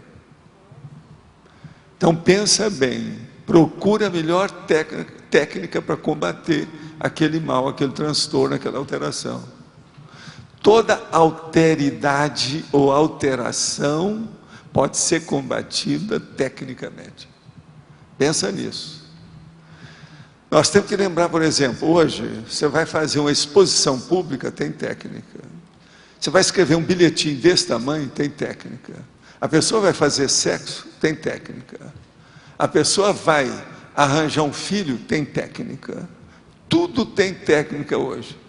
E outra coisa, a internet tem a técnica, paratécnica, antitécnica, protécnica, né? Tem tudo à mão. Então o problema é estudar. Está claro? Professor Valdo, por gentileza, o senhor falou a questão da técnica, né? O parapsiquismo, qual a melhor técnica para a gente investir nas várias frentes de desenvolvimento do parapsiquismo? É usar todas essas coisas que tem aqui na CAE, que não tem outro lugar melhor aí. Certo, não, ok, que eu vou mas indicar? veja, existem focos dentro do parapsiquismo, tem a clarividência, né? Que Pois o é, senhor não, mesmo mas falou, aí a pessoa tem que ver, tem o... ela escolhe o caminho daquilo que ela tem, a tendência dela, qual a inclinação, facilidade. qual a sua vocação parapsíquica ou energética, olha por aí, entende? Eu, por exemplo, veja bem, eu comecei a ver, a coisa que se manifestou mais séria em mim foi retrocognição. Agora, com isso, começaram a aparecer as projeções logo em seguida. Agora, a retrocognição, eu comecei a estudar tudo para ver, que isso envolve historiografia, envolve o passado, envolve uma opção de coisa. Com o passar do tempo, eu cheguei nos fenômenos todos para ver como é que era. Foi aí que eu localizei, que a projeção era mais importante. Mas não adianta, você não vai fazer projeção para fazer turismo. Você vai para ampliar o seu processo evolutivo. O que a projeção pode trazer para enriquecer a gente de um ponto de vista de você superar suas deficiências, suas mazelas, seus trafalhos. Aí é que eu parti para a conscienciologia.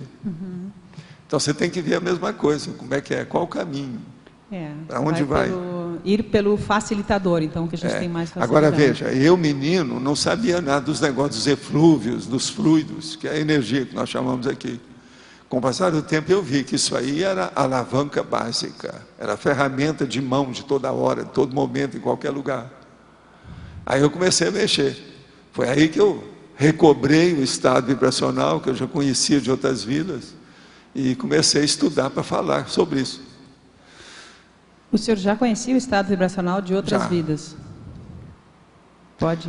Eu já fazia projeção, já conhecia o estado vibracional, essa coisa toda. Agora, entre os macetes que eu fiz para eu lembrar das coisas, tinha isso tudo aí. Dos 214 anos, toda vez que eu olhava as coisas, eu falava assim, eu preciso lembrar disso quando eu tiver um corpo. Então, eu comecei a estudar demais antes de ressomar, baseado nisso. Uma das coisas era o estado vibracional. Agora, a outra coisa é saber o problema da retrocognição. Agora, o que pegou mais em mim foi a retrocognição. Então, o primeiro salto, então, foi através da retrocognição que Aí fez o depois link com o eu estado comecei a ver vibracional. projeção, Ok. energia consciencial, entende? A coisa foi caminhando. O segundo aspecto, o senhor mencionou agora há pouco, na resposta de uma colega, sobre o fato de que normalmente nós não temos a tendência a nascer na mesma árvore genealógica. Isso é que chama a série X dentro da consanguinidade, a mesma árvore genealógica. Então, é uma árvore só que você foi vários galhos simultaneamente. Isso nem sempre, o povo pensa que isso é muito comum, não é tanto assim não. Entende? Outra coisa, é bom que haja diferença. Porque senão dá alteração da pessoa repetir sempre as mesmas experiências. Porque fica tudo igual. É igualzinho casamento entre parentes, não dá certo. Sempre vai dar uma teratologia na frente. Então, nesse caso aí é a mesma coisa. E o caso do seu irmão? Você tem um motivo específico dele ter mantido a mesma... O motivo dele é que ele não conseguiu, ele não tinha macrosoma. Eu tinha. O meu macrosoma permitiu que eu escapasse do parto laborioso da minha mãe. Ele não. Ele começou a ter epilepsia desde que nasceu. Isso aí piorou tudo. Agora veja, eu vim em primeiro lugar. Quem devia estar pior seria eu. Olha só, tudo paradoxal. Eu é que devia ter entrado, porque o primeiro era o pior, tirado a força. Já o meu irmão não, 4 anos depois, a minha irmã já tinha dado à luz, etc. Tal. Já era o terceiro parto dela. Mas só 4 anos de diferença, um pouco. Agora, antes não, foram 12 anos de diferença. E outra coisa, ela não tinha vida sexual, não tinha nada, que ela não estava morando com meu pai. Então a fábrica estava totalmente cheia de teia de aranha, fechada, estava, né, uma tapera, como eles dizem, ruínas. Aí eu entro lá, de qualquer maneira. Entendeu o que é que eu estou falando? Fábrica é isso aí. Vamos ver se vocês me entendem. A situação é essa. Agora aqui outra pergunta. Tenho 35 anos, meu irmão tem 24 anos, já retirou a vesícula, além de uma leve cardiopatia, hérnia de hiato, problemas renais leves e tendência à obesidade. Eu não possuo isso. A minha paragenética ajudou a situação de eu não possuir esse processo? É um caso da gente pesquisar. Seria a paragenética do meu irmão a causadora disso? É outro caso para pesquisar. Minha mãe apenas possui pressão elevada e diabetes leve. Se de ver o caso do seu irmão. Outra coisa, precisa de ver também como é que foi a gestação da sua mãe a respeito do seu irmão. E a diferença que houve com isso. Isso aí tudo teria que estudar. Você está entendendo a lógica do que eu estou falando? É bem claro isso aí. Através de autopesquisa, eu identifiquei a vaidade como meu mega trafar. Gostaria de saber do senhor como você lida com essa questão e qual a melhor maneira de uma pessoa começar a abordar e superar esse traço. Olha, vaidade, quando ela funciona muito forte, todo mundo vê e aquilo fica óbvio, porque um pouco de vaidade todo mundo tem, que é o processo do orgulho da pessoa que faz alguma coisa. Isso aí praticamente quase que dentro da humanidade atual está uma espécie de praga, né? Maria vai com as outras, está por todo lado, tudo é igual. Agora o problema então, se a sua vaidade, se você está achando que é um traço, deve ser uma coisa de fechar o comércio. A gente precisa de saber como é que é a vaidade, como é que você estudou. Agora, ó, junto com isso, eu lembraria você para estudar 2 coisas. Primeiro, o orgulho, que ele faz parte da vaidade, que é irmão dileto da vaidade. E antes do orgulho, que é a coisa mais séria, que é o pai de todo mundo, chama-se egoísmo. Então veja se tem na sua vaidade algum processo egóico, ou algum processo de orgulho, de soberba. Como é que é isso? Você é uma pessoa que esnoba os outros? Tem que examinar essas coisas assim e ver. Então a sua vaidade, se ela é o mega trafar, deve ser uma coisa...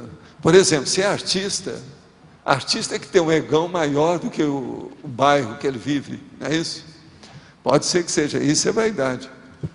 Porque todo artista tem que seguir para a fama. Se não tem fama, não tem. Então a vaidade envolve a fama. Você tem fama? Você é uma pessoa célebre? Já arranjou alguma coisa que você ficou acima da média? Acima da mediocridade? Isso aí tudo tem que estudar para a gente ver. Agora, o que eu vejo é o seguinte: aborda esse traço vendo o orgulho e vendo o egoísmo. Isso aí é importante. Outra coisa, o egoísmo da criança, ele tem que ter um certo egoísmo. Chama egocentrismo infantil, o egoísmo da criança. Agora, se esse egocentrismo infantil, ele permanece na pessoa adulta, esse é que é o pior tipo de egoísmo que tem. Então, esse é o egoísmo titular, grande, que é o egocentrismo do adulto. Sou caçula de minha família, tenho 3 irmãos. É possível que possa ter influência genética maior do meu pai do que da minha mãe, justamente por ter havido um enfraquecimento energético biológico da minha mãe? Não. Se foi, é o seguinte, não interessa o que aconteceu. Se ela deu a luz a você, o negócio é aí, até quando ela deu. Minha mãe havia feito laqueadura antes do nascimento da minha irmã e do meu nascimento. Esse procedimento cirúrgico pode influenciar a genética da consciência a renascer, caso haja um enfraquecimento energético da mãe? Tudo é possível, mas tem que examinar a situação. A salpingectomia, que é a laqueadura, pode criar problema, principalmente na psicologia da mãe. Isso é que teria que ver. Como é que é a psicologia da sua mãe? Examina por aí. Que a laqueadura, dependendo da idade que foi feita, ela pode criar problema por aí. Examina isso. Valdo, aqui não há. Aqui não há. Falando de retrocognições, você em várias oportunidades falou a respeito de uma tua no século XI, como se tivesse tido muita importância para você. A retrocognição? Sim. Se assim for, por que foi naquela vida, qual foi vamos dizer assim, as questões principais dessa aí? As retrocognições, por que é que eu sempre dei mais valor para isso? Primeiro, o que começou a ocorrer mais obviamente para mim, para eu ver o que era, eu lembrar de coisas que eu falava e não encontrava ambiente. Aquilo era antes de eu nascer. Aquilo começou a criar problema na minha família. Até que os fatos vieram a meu favor. Depois que aquilo passou algum tempo, tudo aquilo que eu estava falando foi confirmado. E eu comecei a ter mais retrocognição de certas coisas. E outra coisa, começaram a ver que a minha memória guardava tudo que eu via. Aí eles falaram assim, deve ser por causa do menino que quebrou a cabeça toda, com aquele parto tudo laborioso, aquela coisa toda. Ele tem uma memória maior do que os outros, deve ser por causa disso. Por quê? O problema todo é o seguinte, eu vou te explicar. Eu comecei falando, primeiro com a minha mãe, virei para ela, isso mais ou menos 3 anos, 1935. Em 1935 houve uma virada na minha vida, quando eu fiz 3 anos. O meu pai mudou de casa, eu tive mais liberdade de brincar nos lugares, tinha mais coisa, comecei a mexer com muita coisa. Foi aí que a minha mãe viu que eu tinha interesse, começou a licionar para mim, eu comecei a aprender a ler, escrever, aquela coisa toda. Mas agora o que se passa? Eu viro para minha mãe e falo assim, mamãe, a senhora e o papai não moravam junto.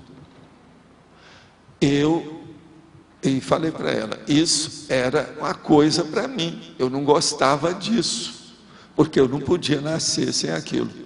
Aí eu comecei a falar para aquilo, a minha mãe falou assim, isso é coisa de menino, né? Ela está acostumada com criança, está cheia de fantasia, besteira.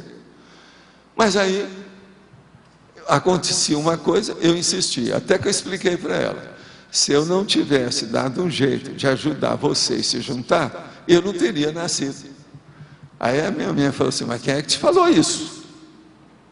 Aí o negócio começou a crescer. Você está entendendo? Aí eu falei assim, pois é, tinha até aquela casa, comecei a mostrar uma casa com as árvores que havia. Falei assim, eu não sei o que é isso. E aquilo ficou. Agora, passa alguns meses depois que eu falei aquilo, nós vamos no lugar, e eu vivo, fico todo alegre, começo a pular e falar para minha mãe, foi aqui que era a casa, cadê a casa que estava aqui, o que vocês fizeram com ela? A minha mãe falou, bolas, o menino está certo, era a casa do Tura, com os negócios todos, como é que ele viu isso? Isso é antes da vida dele, da vinda dele. Aí começou a confirmar tudo. Ela então começou a fazer a revisita de tudo que eu falava para ela desde a primeira vez. E ela começou a confirmar tudo. Aí teve o caso do meu pai com o negócio do assédio dele, que eu falei quem era, o negócio fora do corpo. Já tinha confirmado o negócio da retrocognição. Aquilo me deu muita força. A minha mãe começou a dar valor para mim. não acharam que eu estava doido, porque no início eles falaram, não, esse menino está doido. Ele fala alguma coisa, coitado, que é por causa do negócio do parto dele, né? Rachou a cabeça, ele chorou 11 meses, é normal que ele esteja assim. Agora, com o passar do tempo, ela viu que foi o contrário.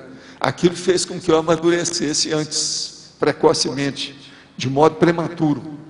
Então, isso me ajudou muito. Agora, outra coisa. Isso foi a fase inicial da minha vida. Mas mais tarde, o problema era muito sério.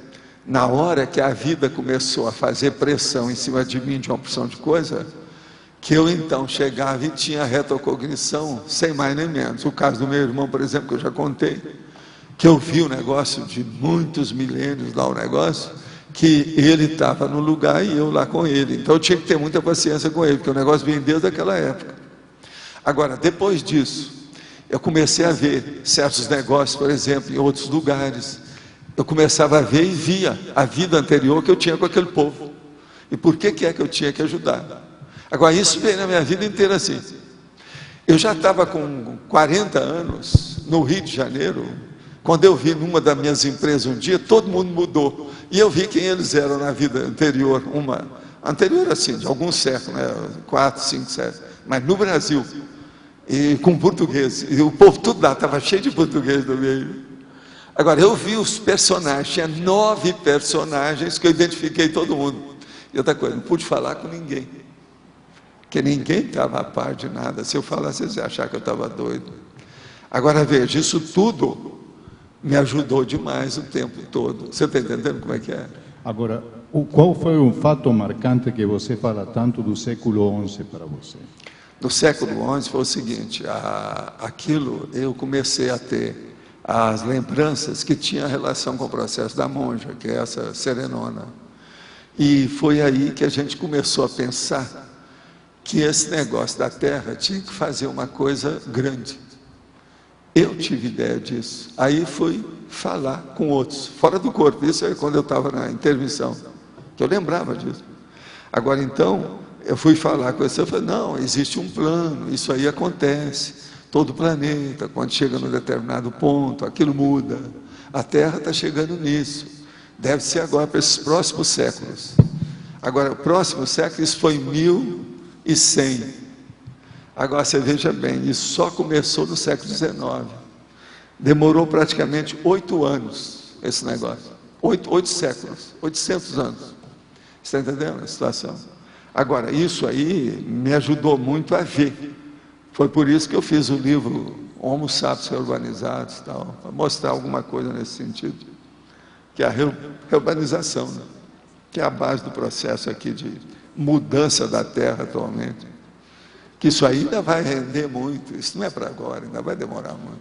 Mas, por exemplo, esse próximo milênio já vai ser diferente do anterior. E a base do Pacífico qual foi? O Pacífico é porque entre as réus o que tem mais é belicista. Você vê lógica nisso? Não. Vê? Você é do ramo, você sabe como é que é. A gente, é sério isso aí.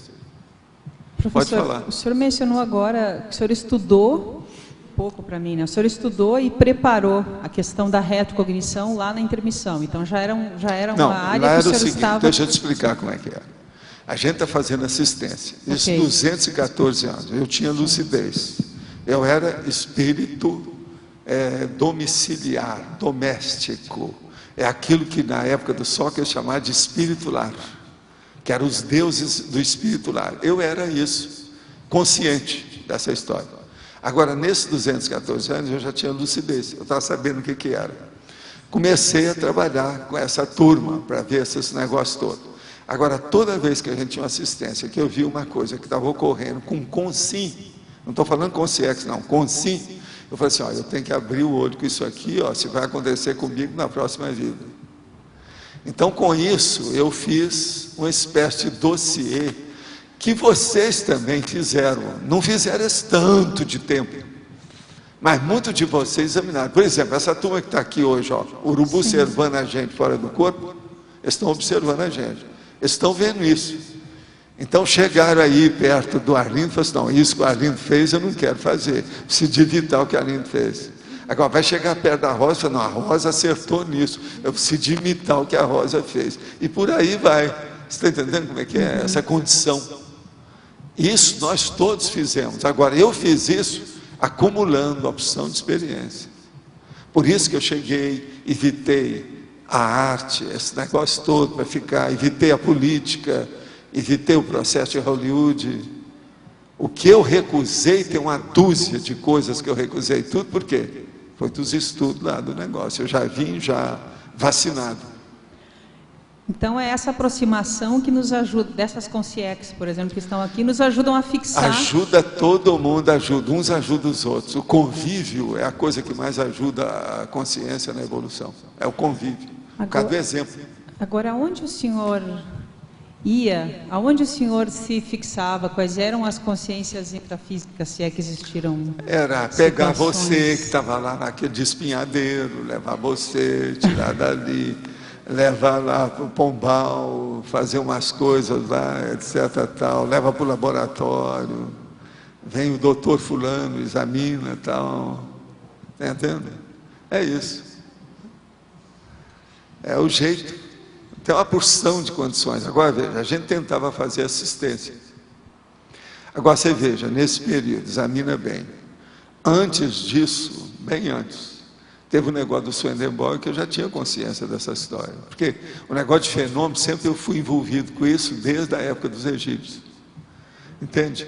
Agora, o que se passa? Eu mexi com Balzac, que era nessa ocasião, com Allan Kardec, os processos da própria Blavatsky, que a gente tentou entrar, tem a turma da metapsíquica, tudo isso eu entrei. Mas agora, sempre assim, figura apagada, low profile. Entendeu? E Allan Kardec foi que eu apareci mais, porque não tinha jeito devido às sessões que haviam, que lá tinha que segurar, porque senão a coisa ia piorar, ia que eles não iam fazer nada. Então eu acabei me manifestando. Foi aí que apareceu mais, mas o negócio já vinha.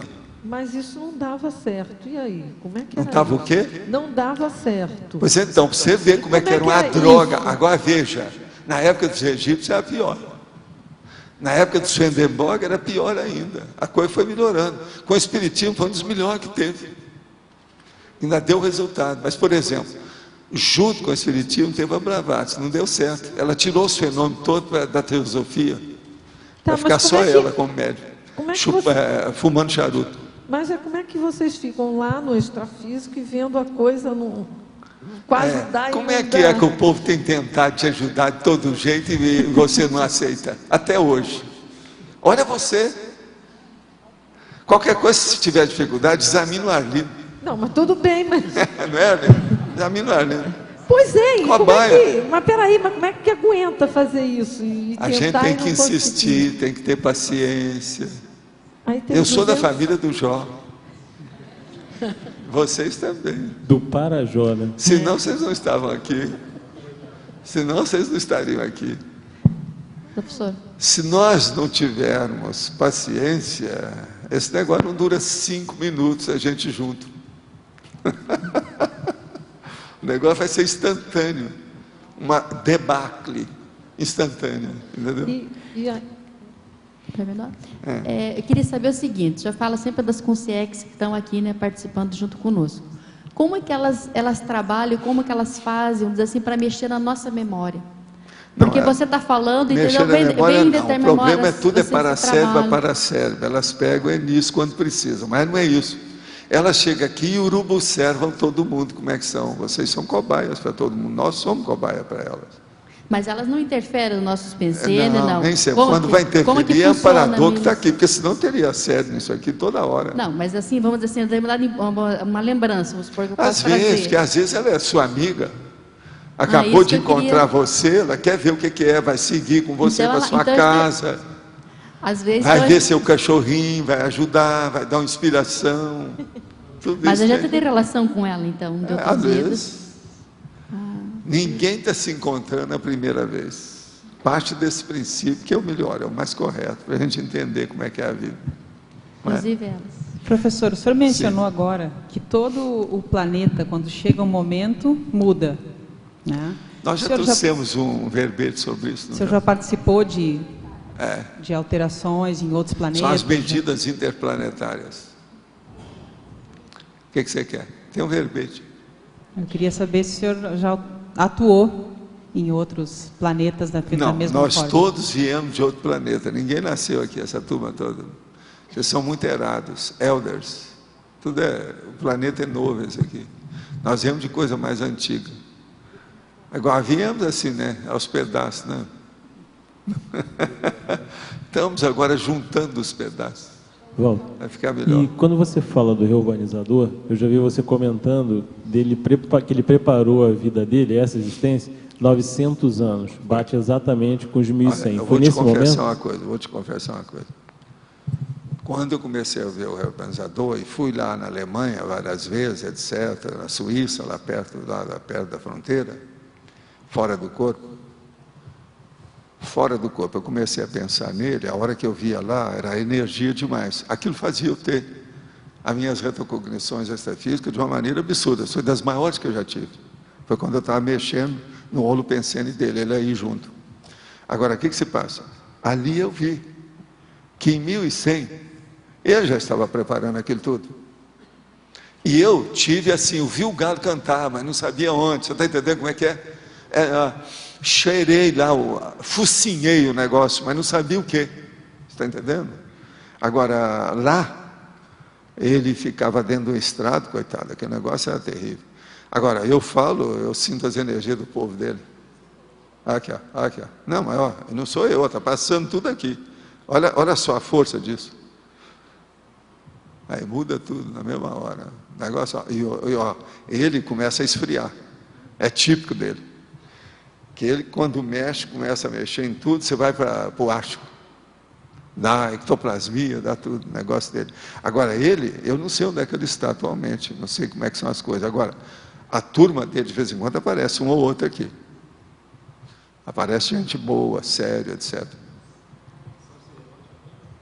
Não, esses que aparecem não são, não. É tudo gente da equipe dele aí, etc., que a gente já conhece e tal. É a turma que eu saía do corpo para ir, para fazer a reorganização, aquele negócio. Então, eu virava uma pilha, chegava lá, descarregava na hora. Enchia de novo, chegava lá e descarregava na hora. Aquele negócio todo para melhorar a energia do ambiente todo. Agora, tudo energia tipo ectoplasma, para ver se melhorava o ambiente, coisa mesmo de bicho, de animal. Eu trabalhei nisso demais. Principalmente na década de 70. Isso foi muito. Eu e um monte de gente que eu conheço por aí. Inclusive consciência. Você estava falando, é aqui na frente, professor. Aqui. Qual localidade na Suíça, qual fronteira? Ele é o seguinte, ele morava numa cidade interior, você está entendendo? Na Alemanha, perto da fronteira com a Suíça. Você está entendendo? Agora, o que se passa? É um lugar que tem muito verde e tinha uma mulher de cabelo branco que parecia que era a tia dele que tomava conta dele. A casa dele tinha 2 pavimentos, tipo alemão mesmo, daquelas, e ele ficava no andar de cima, dentro de uma sala grande, com estrado em cima de um etagé. Você sabe o que é etagé? Aquele móvel. Então ele ficava lá. Agora, ela gostava demais das flores da área.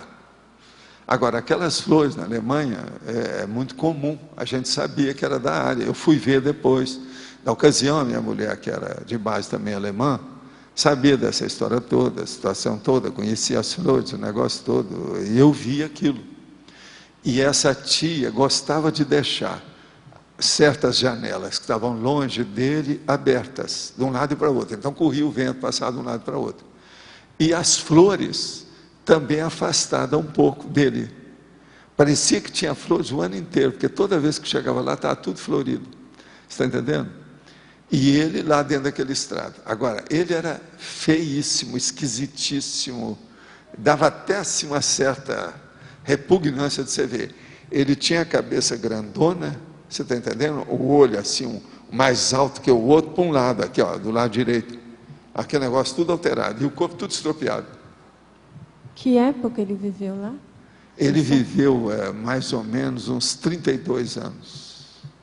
Eu sabia que ele ia morrer mais cedo pela situação toda, mas ele deve ter vivido mais ou menos 32 e alguns meses. Mas a data, ele já morreu já há a algum data. tempo. Não, isso aí eu já não falo, deixa para lá, porque cria problema aí com os outros. Entende? Ele já morreu já faz algum tempo. Agora, o caso é o seguinte, o ambiente dele lá é muito bom. Eu sabia, eu poderia ir lá fisicamente, mas eu não recebi nenhuma inspiração de fazer isso.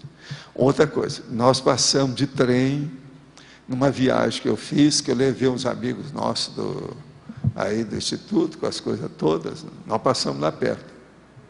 Você está entendendo? Mas eu não quis também mexer nisso, não. E a gente ia para a França, etc., de trem, com opção de coisa, mas ficou só nisso. Eu nunca fui lá. Agora, eu fui à Alemanha, mas noutra área. Eu tive em Frankfurt, em Langen, na opção de lugar desse, fui lá. Mas a tia dele sabia do processo, não sabia? Não, ela sabia de alguma coisa, mas não tudo. Parecia que ele ali era mesmo anônimo total. É muito estranho aquilo tudo. Agora, a tia era fora de série. A aura dela, a situação toda. Possivelmente era uma evolucióloga, no mínimo, né? Eu calculo, não sei. Agora, bem assim, alemã, alemoa, né? Como eu gosto de falar aí para meus amigos, minhas amigas, uma alemoa bem clássica, entendeu? De interior. Gosta muito de flor, gosta muito da casa, cuidava muito daquilo, típico alemão mesmo, entende? Agora, eu só fui lá fora do corpo, mas eu estive lá algumas vezes. Agora, só ia quando eu via o chamado da história lá, e eu seguia aquilo, era a coisa mais fácil mexer com ele, tudo dele era facilitado, está entendendo? Parecia que tudo estava aberto, tudo era pacífico, tudo... Agora, por isso que eu falo, esse aí foi de todo mundo que eu vi de Serenão, esse foi o mais potente deles todos. Ele é impressionante, esse cara. Matéria dessas coisas todas. Agora, eu aprendi um monte de coisa, vendo aquilo ali. Uma coisa estranha que tinha era o seguinte, eu chegava lá, então, e pensava assim, aqui deve estar cheio, né? Deve ter uma multidão de consciências, né? Não tinha. Tinha umas coisas estranhas. Tem uns negócios para a gente estudar, eu não sei ainda especificar bem. Por isso que eu falo, Serenão tem uns atributos e um modo que ele fala, ele derroga certas leis que para nós são sérias, primárias, mas muito sérias. Ele derroga isso tudo, ele passa por cima. Então, a gente não sabe como é que é isso. Você vê, essas nossas leis aqui, a gente faz um custo danado, sofre, reclama. Eles não, eles ultrapassam a lei, derrogam o negócio, faz lá na frente. Nós ficamos aqui. Se acontece um negócio de uma olorização, o povo... eles derrogam as leis, fazem o diabo. Você está entendendo? Como é que fica? Então, é muita coisa que a gente tem para estudar. Agora, veja, eu nunca vejo no local desses serenões multidões. Agora, por exemplo, um dos primeiros que eu vi muito sério, fora do corpo, foi em São Paulo, tinha uma multidão atrás dele, na rua. Isso extrafisicamente na rua. O viaduto lá, aquele negócio todo, aquele monte, e os assediadores, tudo caindo fora. Ele ia passando assim, ia limpando, ia fazendo aquela varredura com o povo. E aquela turma atrás, como se fosse o palhaço do circo. Hoje tem, mulher, como é que é aquele negócio? Você está entendendo aquele negócio? É hoje que é dia assim, palhaço de mulher, aquilo, entendeu? Parecia isso fora do corpo. Agora, tudo eram consciências lúcidas, que está sabendo o que passava, e ele andando. Isso eu vi. Mas, por exemplo, no local deles eu nunca vi. Por exemplo, em Montauk, eu nunca vi uma multidão de concierges lá. Nas coisas que eu vi da Argentina, lá com a australiana, nunca vi multidão nenhuma. Agora, a coisa mais séria mesmo era com a monja, porque a gente aparecia nos lugares, eu junto com ela, e ninguém sabia quem era ela. Você está entendendo como é que é? Fora do corpo. E outra coisa, se quisesse, ela arregimentaria o povo num minuto, mas não tinha nada disso. Então, existe aí certas coisas, né, certas técnicas que eles usam, que nós não entendemos bem ainda, né? Agora aqui, é possível através da paragenética fazer com que em determinado período da existência física certos genes sejam ativados no corpo humano, olha, para mim tudo é possível. Com o paramicrochip, tudo é possível. Quando, em outra tertúlia, eu ouvi o senhor dizer que alguns não conseguiram chegar aí porque tropeçaram nas próprias pernas, não sei, mas admito que posso ser uma dessas pessoas. Está vendo? Esse aí está no seu livro, eu preciso você falar para ele que não é assim. Não quer desperdiçar essa existência. O que posso fazer para entrar nos trilhos? Uma vez que estou com 37 anos, tenho 2 filhos e ainda busco meu pé de meia. Não, você está ótimo. É por aí, é assim mesmo. 37, você começou a sua vida de executiva, né? E outra coisa, eu estou falando para viver 70 anos. Como o povo está vivendo 100, 110, 120, você ainda tem muito tempo pela frente, isso aí, então, a execução ainda pode ir longe, de modo que vamos firmar o trabalho aí e seguir com as coisas que está tudo certo. Agora, ó, não desperdice os seus talentos. Examina o que é que você tem de potencial. Ponha isso em desenvolvimento. Não deixe que o seu amor próprio caia. Não perca o seu bom ânimo. Não se vitimize. Isso que você está falando aqui não é vitimização. Pelo menos a gente não quer que seja, não é isso? Mas agora é preciso de ver isso e enfrentar a sua realidade num nível melhor. Esse é que é o caminho. Professor? Pode falar. Você falou um pouquinho da questão dos resgates extrafísicos, né? Como é que é? Eu gostaria de entender mais os resgates extrafísicos. Como é que eles são feitos? Se existe uma mobilização de equipe, se existe um perfil adequado para quem vai fazer o resgate, em que ambientes, como é que acontece? Resgate é o seguinte, resgate extrafísico é sempre amparador que dirige, nunca é consim. A consim, ela fornece o sangue, ela é doadora de sangue, está entendendo? Da energia, de ectoplasmia, dessa coisa toda. E ela, às vezes, é que tem mais rapport para entrar em contato com as consciências resgatáveis. Então, o problema todo, quem orienta isso é consciência. Isso é que tem que ver. Agora, lembrar que a consciência, nesse caso, ela é sempre uma mini peça dentro de um maxi mecanismo interassistencial grande, que ela nem sabe o tamanho que é. Isso é que é a coisa realista, correta, daquilo que existe mesmo, no duro mesmo, é assim. Eu nunca vi resgate feito apenas por... Quando existe isso, é porque tem assediador que está levando a pessoa que não é resgate. São essas coisas que fazem despachos e outras coisas mais. Isso tudo é crosta a crosta e baratrosférico.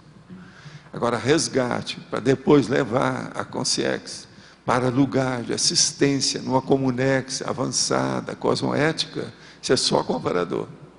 É gente técnica que mexe com isso. A gente é instrumento, é uma alavanca, é uma ferramenta na mão deles.